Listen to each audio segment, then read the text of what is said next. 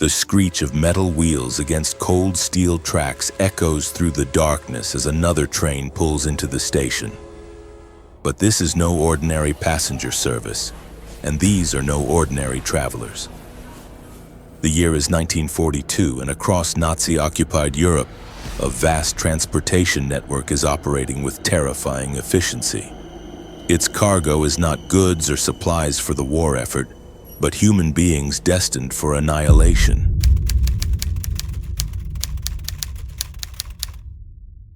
In the shadowy world of Nazi Germany's final solution, the humble railway car transformed from a symbol of progress and connection into an instrument of unprecedented horror. The Deutsche Reichsbahn, Germany's state railway system, became the vital artery through which the lifeblood of European Jewry would be drained. What began as isolated deportations would evolve into the most systematic and extensive transportation of human beings to their deaths. In recorded history, tonight we embark on a journey through one of the darkest chapters of the Holocaust, examining the intricate machinery of deportation that carried millions to their fate. This is not merely a story of trains and tracks, but of bureaucratic efficiency turned to evil purpose, of human suffering on an industrial scale, and of the chilling transformation of everyday transportation infrastructure into the backbone of genocide. The scale of this operation defies comprehension. Between the fall of 1941 and the fall of 1944, millions of people were transported by rail to killing centers and other killing sites across German-occupied Poland and the occupied Soviet Union. More than half of those murdered in the Holocaust were brought to their deaths through this elaborate deportation system, an immense bureaucratic infrastructure that used mainly trains, but also trucks, ships, wagons, and sometimes forced deportees to march on foot. The railway car, once a symbol of human technological achievement and the promise of connection between distant places, became twisted into an emblem of humanity's descent into wholesale mass murder. These were not the comfortable passenger carriages of peacetime travel, but cattle cars and freight wagons packed far beyond their intended capacity with desperate human beings who had been stripped of their dignity, their possessions, and ultimately their lives. The coordination required for this massive undertaking reveals the disturbing efficiency of Nazi bureaucracy. The operation demanded the cooperation of numerous German government ministries working in deadly concert. The Reich Security Main Office coordinated and directed the deportations with methodical precision. The Transport Ministry organized train schedules with the same attention to detail they might apply to any other cargo shipment. The Foreign Office negotiated with German allied states to hand over their Jewish populations, treating human lives as diplomatic commodities. At the center of this web sat Department Fubi 4 of the Reich Security Main Office, commanded by SS Lieutenant Colonel Adolf Eichmann. This was the nerve center where, in 1942 and 1943, the time, destination, and number of victims were decided not only from German territory but from across the entirety of occupied Europe. The Reichsbahn transported the Jews with assistance from government-run railways in occupied and German allied countries, creating a continental network of death that stretched from the Atlantic to the Urals. The bureaucratic machinery required thousands of officials, railway workers, and government administrators working together to execute these mass deportations. The main authority tasked with sourcing the trains and arranging the deportations was the Department for Jewish Affairs and Evacuation in the SS-run Reich Security Main Office. The coordination was cooperatively managed by bureaucrats in the Reichsbahn. Reich security authorities, government ministries, and municipal authorities, creating a system where responsibility was diffused among so many participants that individual accountability became obscured. The deception employed by Nazi authorities was as systematic as it was cruel. The Germans attempted to disguise their true intentions by referring to deportations as resettlement to the east. Victims were told they were being taken to labor camps, but from 1942 onward, deportation meant transit to killing centers for most Jews. The Nazis were deliberately opaque about their plans to send Jews to their deaths, instead disguising their goals by referring to them as resettlement beyond the boundaries of the Reich. This elaborate facade was maintained through careful attention to detail. The deportation to the east was cynically described as the transfer of residence, complete with bureaucratic paperwork that lent an air of legitimacy to the proceedings. The deported Jews were allowed to take luggage with them with a maximum weight of 50 kilograms, creating the illusion that they were indeed relocating rather than being transported to extermination. To further reinforce this deception, they often had to pay their railway transport costs themselves, as if purchasing tickets for a journey they had chosen to take. Before deportation, victims had to hand over the keys to their apartments and received strict orders to pay all outstanding bills for water, electricity, and gas. This bureaucratic theater served multiple purposes. It maintained the pretense of voluntary relocation while ensuring that all remaining property would fall to the Reich. The deportation thus represented not only physical removal but complete economic dispossession, with the Nazi state profiting from every stage of the process. Nazi Germany managed to mislead the masses until literally the last moment, preventing the widespread resistance and panic that might have complicated the deportation process. This deception was crucial to the operation's success, allowing authorities to move millions of people with minimal resistance or disruption to the broader war effort. The conditions endured by those packed into these trains of death represent some of the most horrific aspects of Holocaust transportation. A typical freight car measured 26 feet long, 8 feet wide, and 7 feet high. While designed to transport 18 horses according to the signs on their doors, the Nazis would place as many people as possible within this limited space. Holocaust cattle cars had a capacity of around 50 people under normal circumstances, but they were generally loaded far beyond this number, sometimes at 200% of capacity. Simon Grambeau, who was deported from the Drancy transit camp in France to Auschwitz-Birkenau in September 1942, described boarding the train in his memoir with devastating clarity. In such a car, designed to transport 18 horses according to the sign on the door, were 100 human beings, adults, children, sick, elderly, packed together in indescribably crowded conditions. The mathematical precision of this overcrowding was no accident, but a calculated decision to maximize the number of victims transported while minimizing the resources devoted to the operation. The distinction in treatment between different regions of Europe reveals the escalating brutality of the system. In Western and Central Europe, trains usually consisted of third-class passenger carriages, maintaining at least some pretense of treating deportees as human beings. However, in Eastern Europe, they typically used freight wagons or cattle wagons packed with up to 150 deportees, though 50 was the number proposed by SS regulations. No provision was made for basic human needs during these journeys of death. No food or water was supplied to the deportees, who might spend days or even weeks sealed inside these rolling prisons. The covered freight wagons were fitted with only a bucket latrine, creating unsanitary conditions that quickly became unbearable as dozens of people were forced to share this single facility. A small barred window provided irregular ventilation, which oftentimes resulted in multiple deaths from either suffocation or exposure to the elements. The suffering inflicted by these journey conditions caused immense death and anguish even before victims reached their final destinations. Deportees endured intense heat during summer months and freezing temperatures during winter, with no protection from the elements beyond the thin walls of their freight car prison. The stench of urine and excrement added layers of humiliation to their physical suffering, stripping away the last vestiges of human dignity.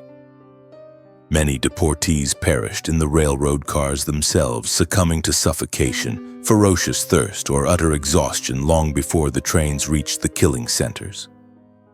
The Holocaust trains transported deportees of all ages, and often the very young and very old did not survive the trip because of the horrible conditions. Armed police or military guards accompanied these transports, carrying orders to shoot anyone who attempted to escape, ensuring that even the most desperate could find no relief from their torment. The financial exploitation woven throughout this transportation system reveals yet another dimension of Nazi brutality and bureaucratic efficiency. In a particularly cruel twist, most victims were forced to pay for their own deportations, particularly those transported in passenger carriages. This perverse requirement meant that Jews were literally purchasing tickets to their own annihilation, adding economic insult to the mortal injury being inflicted upon them. Jews who had run out of money were often deported first, their lack of resources making them priority targets for removal. A large portion of the money obtained from prisoners was given to the German Transport Authority as compensation for the use of the railways, creating a profit mechanism that incentivized the continuation of these deadly journeys. According to expert analysis established for the German Train of Commemoration project, the receipts taken by the state-owned Deutsche Reichsbahn for mass deportations between 1938 and 1945 reached a staggering sum of over $660 million in modern currency. This systematic theft ensured that the Nazi state profited from every stage of the deportation process, turning genocide into a revenue stream. Before deportation, victims had to surrender the keys to their homes and apartments, receiving strict orders to settle all outstanding bills for utilities and services. The deportation thus guaranteed that their entire remaining property would fall to the Reich, completing their economic annihilation before their physical destruction even began. The Greek Jewish deportation stands as one of the most devastating examples of Holocaust transportation efficiency and continental reach. Overall, some 60,000 to 65,000 Greek Jews were deported in Holocaust trains to Auschwitz, Majdanek, Dachau, and the subcamps of Mauthausen before the war's end, including over 90% of Thessaloniki's pre-war population of 50,000 Jews. On May 9, 1943, the 17th of 19 trains departed from Thessaloniki, Greece, bound for the Auschwitz death camp with 4,500 Jews aboard. The agonizing journey in cattle cars lasted 7 grueling days as the train crossed Macedonia, Serbia, Hungary, Austria, and Czechoslovakia, before finally arriving in Poland. When the transport reached Auschwitz on May 16th, only 466 men and 211 women were admitted to the camp and tattooed with identification numbers. All the remaining Jews on that train, thousands of human beings, were murdered in the gas chambers within hours of their arrival. This example demonstrates the truly continental scope of the deportation network and the ultimate fate awaiting the vast majority of deportees. The journey from Thessaloniki illustrates how the Nazi transportation system could efficiently move thousands of people across multiple countries and international borders to their deaths with the cooperation of numerous governments and railway systems. The selection process upon arrival, where only a small percentage were chosen for temporary slave labor while the overwhelming majority were immediately murdered, reveals the true purpose behind these so-called resettlement operations. The elaborate deception maintained throughout the journey collapsed only in the final moments, when victims realized the horrifying truth of their destination. The Hungarian deportation campaign of 1944 represents perhaps the most intensive and rapid deportation operation of the entire Holocaust period. Systematic deportations from Hungarian ghettos to Auschwitz-Birkenau began in May 1944, following Germany's occupation of Hungary in March of that year. In less than 3 months, nearly 440,000 Jews were deported from Hungary in more than 145 separate trains, representing one of the most concentrated periods of mass murder in human history. The overwhelming majority of these Hungarian Jews were killed immediately upon arrival at Auschwitz, their deaths occurring so rapidly that the killing apparatus struggled to process the enormous volume of victims. The greatest number of transports toward the end of the war originated from Hungary. demonstrating how the deportation system continued operating even as Germany's military situation deteriorated. In 1944, Kosic's 12,000 Jews were rounded up by Hungarian authorities cooperating with German forces. Among them was 11-year-old Zuzana, along with her mother and sister, who were sent to a brickyard at the city's edge before being loaded onto trains headed for Auschwitz. Zuzana and her mother were murdered in the gas chambers immediately upon arriving in May 1944, their lives extinguished within hours of completing their journey from Slovakia. This rapid deportation demonstrates how efficiently the Nazi transportation system could operate when given absolute priority, moving nearly 500,000 people to their deaths in just a few months. The active participation of Hungarian collaborators illustrates how local authorities became essential partners in these operations, providing the manpower and local knowledge necessary to locate, round up, and transport their Jewish neighbors. The story of young Zuzana represents countless similar tragedies, illustrating the Nazi policy of immediate murder for children, elderly, and others deemed unfit for even temporary slave labor. Her death, multiplied by hundreds of thousands of similar cases, reveals the industrial scale of child murder that characterized the Holocaust's final phase. Belgian deportation operations demonstrate both the challenges of resistance and the role of collaboration in Holocaust transportation. In total, 25,437 Jews were deported from Belgium during the German occupation. Only 1,207 of these individuals survived the war, representing a survival rate of less than 5%. Deportation rates varied significantly across Belgian cities, reaching 67% in Antwerp, but remaining lower in Brussels at 37%, Liège at 35%, and Charleroi at 42%. These variations reflected differences in local collaboration, geography, and the effectiveness of resistance networks in different regions. After the war, the collaborator Felix Lauterborn revealed during his trial that 80% of arrests in Antwerp relied on information provided by paid informants, highlighting how the deportation system depended on local betrayal and the willingness of ordinary citizens to participate in the destruction of their neighbors for financial reward. The only successful resistance to a Holocaust train in Western Europe occurred on April 19, 1943, when transport number 20 left Mechlin with 1,631 Jews heading for Auschwitz. Shortly after departing Mechlin, the train driver stopped after encountering an emergency red light set by 3 Belgian resistance members, equipped with only a single pistol between them. Following a brief firefight between Nazi train guards and the vastly outnumbered resistance fighters, the train resumed its deadly journey. However, this moment of chaos allowed some deportees to attempt escape.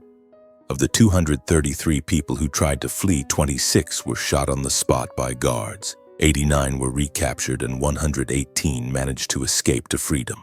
This dramatic rescue attempt, while saving barely more than 100 lives, represents the courage required for both organized resistance and individual escape attempts.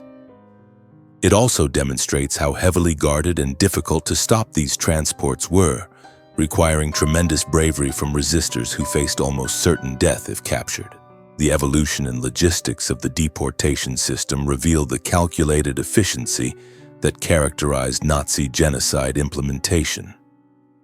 Powered mainly by steam locomotives, Holocaust trains were typically limited to a maximum of 55 freight cars on average, each loaded well beyond normal capacity. Despite the increasing complexity of the war, its distant fronts, and the German army's desperate need for military transportation, the deportation of Jews by train continued relentlessly as another bureaucratic task to be fulfilled. In an effort to reduce the number of journeys and cut operational costs, deportation authorities began utilizing antiquated railway cars, increasing the number of cars in each transport and cramming as many victims as physically possible inside each wagon. At times, when the Germans lacked sufficient numbers to fill an entire train's worth of cars, deportees were kept locked inside overnight at layover yards, enduring additional hours or days of torment before continuing their journey to death. The Holocaust trains also waited for military transports to pass, demonstrating how genocide operations were integrated into the broader logistics of Nazi warfare.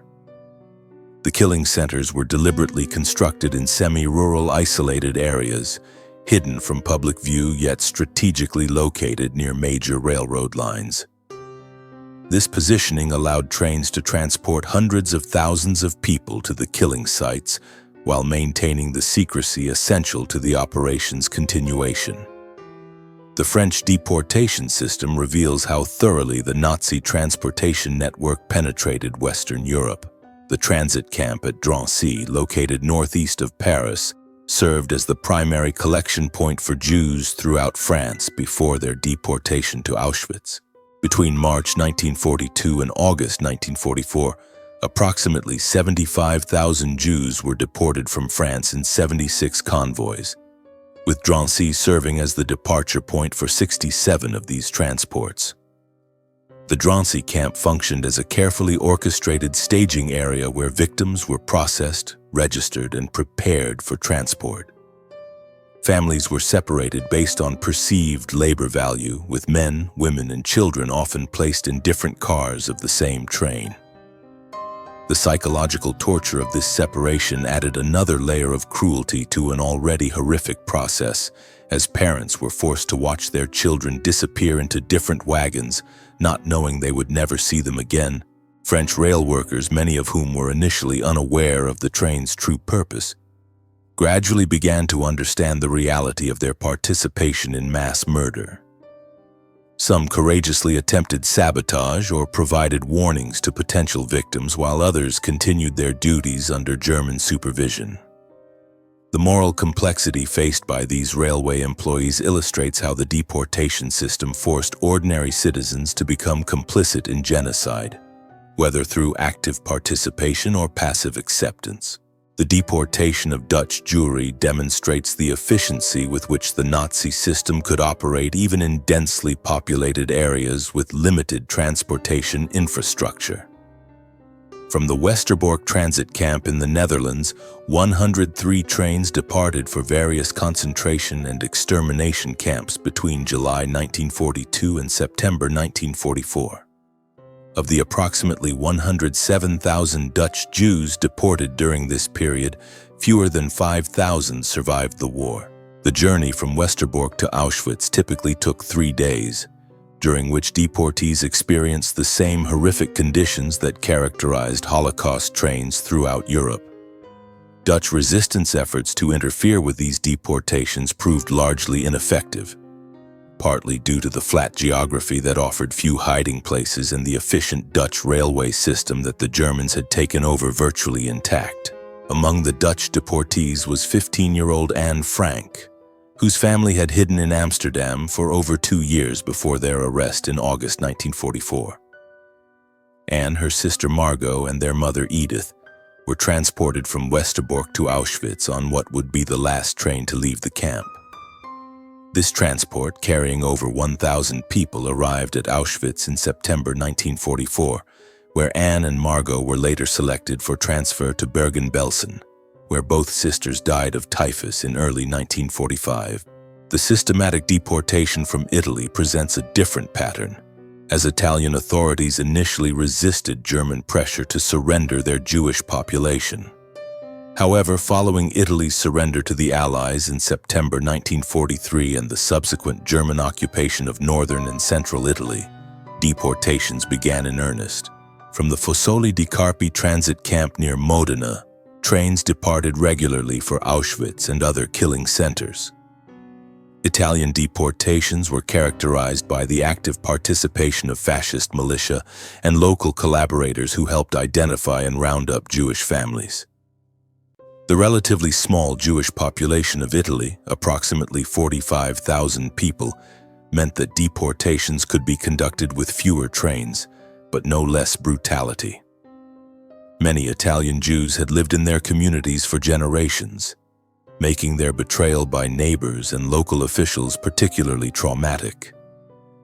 The winter deportations from Eastern Europe represent perhaps the most brutal conditions endured by Holocaust train victims.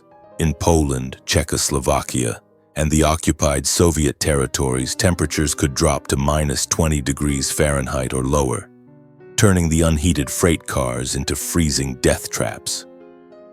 Many victims, already weakened by months or years in ghettos with inadequate food and medical care, could not survive the combination of overcrowding and extreme cold.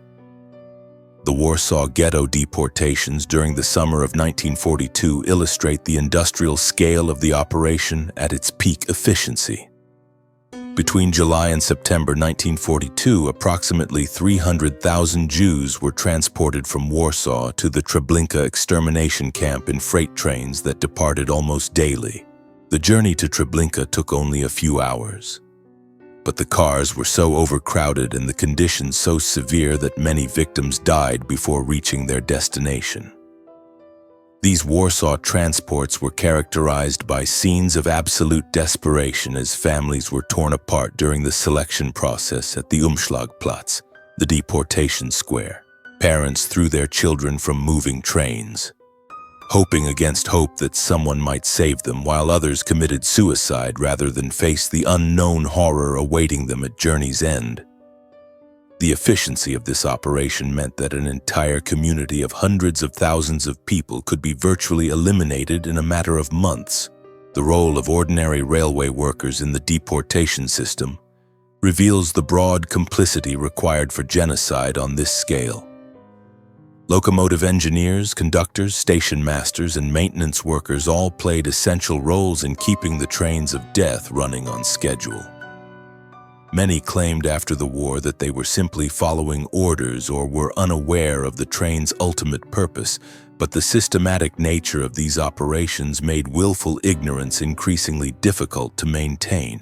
Some railway employees demonstrated remarkable courage in attempting to aid deportees or sabotage the system.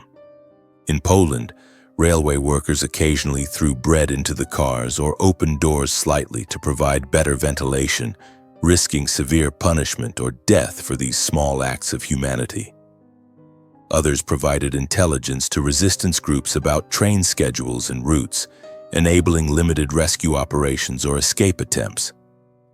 However, the majority of railway personnel continued performing their duties, whether from fear, indifference, or ideological support for the Nazi regime. This widespread cooperation was essential to the system's success, as the complex logistics of moving millions of people across a continent required thousands of individuals to perform their roles efficiently and without question. The economic calculation underlying the deportation system reveals the cold bureaucratic logic that drove these operations. Nazi officials carefully weighed the costs of transportation against the value of confiscated property and the elimination of what they termed the Jewish financial burden on the Reich. Detailed records show that deportation operations were planned with the same attention to profit margins and cost efficiency as any commercial enterprise. The Deutsche Reichsbahn operated these trains as a profitable business venture, charging standard passenger rates for deportees while providing cattle car accommodations. Group discounts were applied for large transports, with reduced rates for children under 10 years old, creating a grotesque parody of normal travel arrangements. The railway company's accounting departments meticulously tracked revenues from deportation operations, treating genocide as simply another source of income. This financial framework extended beyond transportation costs to encompass the entire deportation process. Local authorities were required to pay for the police and administrative personnel needed to round up victims, while the victims themselves were often charged for their own detention in transit camps. The systematic confiscation of property, from valuable artwork and jewelry to basic household goods, was carefully catalogued and distributed among various Nazi organizations and individuals. The coordination required for these deportation operations extended far beyond Germany's borders, involving railway systems throughout occupied Europe. In France, The SNCF collaborated extensively with German authorities, providing trains, crews, and logistical support for deportations. Similar cooperation occurred in Belgium, the Netherlands, Norway, and other occupied territories, creating a continental network dedicated to the transportation of victims to their deaths. This international coordination required diplomatic negotiations, technical standardization, and complex scheduling to ensure that trains could cross multiple borders and railway systems without disruption. Border crossings were streamlined through special agreements that eliminated normal customs and immigration procedures for deportation trains, allowing them to pass through multiple countries without delay or inspection. The aftermath of these deportation operations would haunt Europe for generations. The empty trains that returned from the killing centers carried only the abandoned belongings of the murdered victims, items that were sorted, catalogued, and distributed throughout the Reich. Clothing, shoes, eyeglasses, and other personal effects became commodities in a grotesque marketplace built upon genocide. Railway workers who participated in these operations carried the psychological burden of their actions for the rest of their lives. Some suffered from what would now be recognized as post-traumatic stress, haunted by memories of the desperate faces pressed against the small windows of the freight cars or the sounds of suffering that emanated from the sealed wagons. Others rationalized their participation as necessary wartime duty, a psychological defense mechanism that allowed them to continue functioning in post-war society. The physical infrastructure of deportation, from the railway tracks to the loading platforms, remained largely intact after the war, serving as silent witnesses to the crimes that had been committed. Many of these sites have since been transformed into memorials and museums, preserving the memory of the victims and educating future generations about the dangers of unchecked hatred and bureaucratic evil. The testimonies of the few survivors who lived through these deportation trains provide the most powerful evidence of the system's brutality and the resilience of the human spirit. Their accounts, recorded decades after their experiences, offer glimpses into the psychological mechanisms that allowed some individuals to maintain hope and humanity, even in the face of absolute evil. These survivor testimonies reveal the small acts of kindness and solidarity that occurred even within the trains of death. Strangers shared their meager water rations. Mothers comforted children who were not their own, and individuals sacrificed their own comfort to provide space for the sick and elderly. These moments of compassion, occurring within the depths of one of history's greatest crimes, demonstrate the persistence of human decency even under the most dehumanizing conditions. The Nazi deportation trains stand as one of history's most chilling examples of how ordinary infrastructure can be weaponized for extraordinary evil. Through the testimonies of survivors like Simon Grimbeau, the courage of resistors like those 3 Belgian fighters, and the tragic stories of children like 11-year-old Zuzana, we witness both the depths of human cruelty and the persistence of human dignity. These trains carried not just Jews but Poles, Roma, political prisoners, and countless others whose stories deserve remembrance. The system's efficiency depended on the complicity of thousands of ordinary citizens, railway workers, bureaucrats, and local officials across Europe. Their participation reminds us that genocide requires not just perpetrators, but the passive acceptance of entire societies.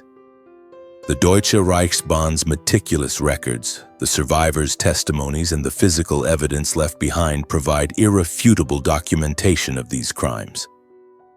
This historical record serves as both memorial to the victims and warning to future generations about the fragility of civilization and the speed with which ordinary people can become complicit in extraordinary evil, as we remember the millions who suffered and died in these trains of death.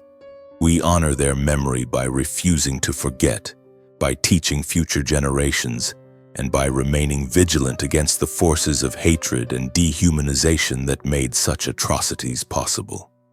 Their voices, preserved in testimony and remembrance, continue to speak across the decades, demanding that we never again allow such darkness to consume our world.